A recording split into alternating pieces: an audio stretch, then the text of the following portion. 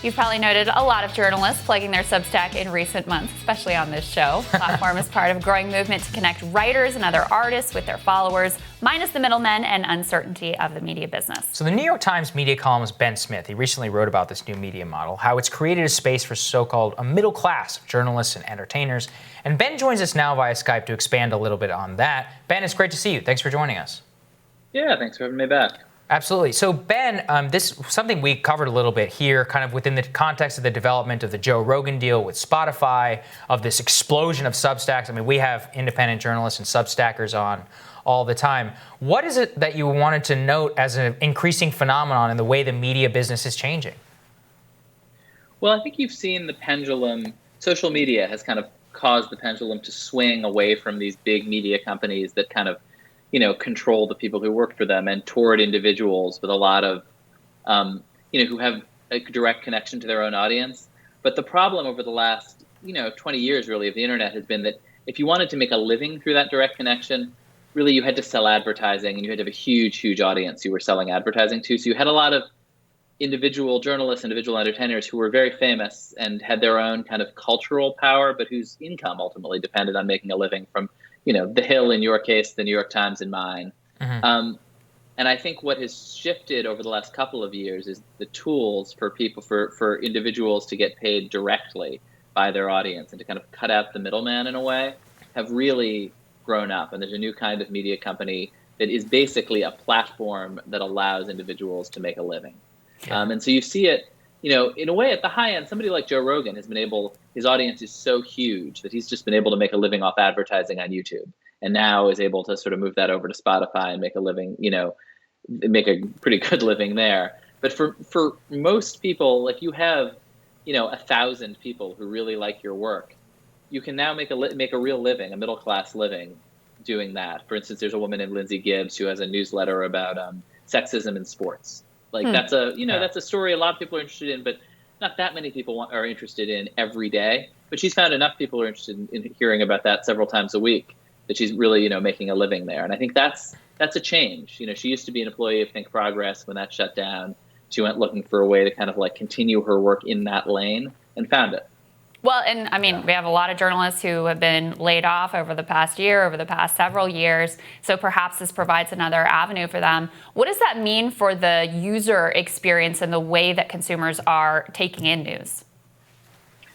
I think, these pendulums always swing in media. They never stop. Right now, I think it's swinging toward a more fragmented experience, right? You can place even more of your own ability to kind of choose your information, choose your channel, choose the individual you're taking it from. I think you see elements of this everywhere. The Chris Cuomo phenomenon, right, where CNN is sort of handing its objective brand over to this guy talking about his brother, mm-hmm. is also a version of that. But I think, and I think that right now the pendulum is swinging toward this atomized universe where you're getting your information from individuals, at least in part of the space.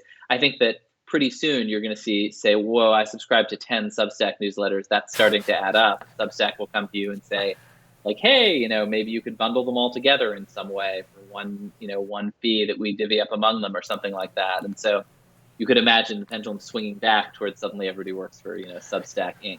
Like that. Right. And, that's the interesting thing, Ben, I wanted to get your take on, which is you were also around for the explosion of blogs. Like in 2006, 2008, there was everybody's a blogger. And then eventually, all the best bloggers got bought up by the Washington Post and the New York Times.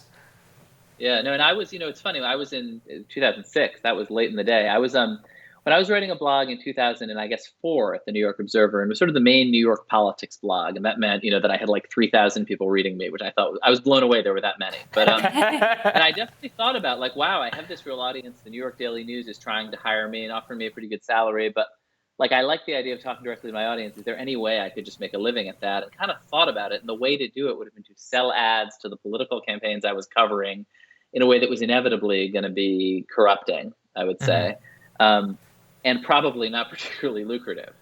And I think if I was in that same position, and so I went and took a job at the Daily News, I think if I was in that same position now, I would have said, wow, I could charge each of those 3,000 people $100 a month and make way more money than I'm making at the Daily News. And I think that is a real, the trends that are converging, the trend around social media and talent, which has been around for a while, and then just direct transactions on the internet is a really interesting intersection. Yeah, and then how much awareness is there from elite or legacy or whatever term you want to use, media institutions of these new outlets and the report? I mean, there's genuine, reporting and stories that are being uncovered. We covered David Sirota breaking news about Andrew Cuomo and his nursing home response here on this show. How much connectivity and awareness is there between these independent brands and the more established media brands? Well, look, it's still tiny. The number, like there's, maybe 20 people, 30 people making an income off of Substack that they would make as employees of a media company. So it's still nascent.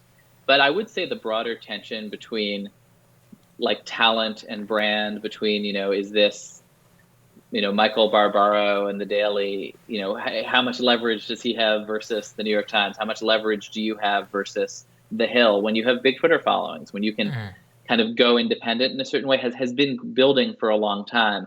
I think the cap on it was, well, look, I have a big following, but I don't have a way to make money off. I don't really have a way to make a living. And I think that is starting to change in a way that is pretty interesting. I do think these institutions are very aware of how do you maintain a relationship with talent that more and more can live without you. I mean, I think you see this popping up all over the place. It was one feature of the, wonderful media scandal of 3 weeks ago, which was the Alison Roman versus Chrissy Teigen battle. Right. Yeah, we covered that here. Certainly we did. It's fascinating All right. dynamic. Ben, thank you so much. Thanks, Ben. Great to have you on Appreciate this. it. Yeah, thank you. We'll have more Rising for you after this.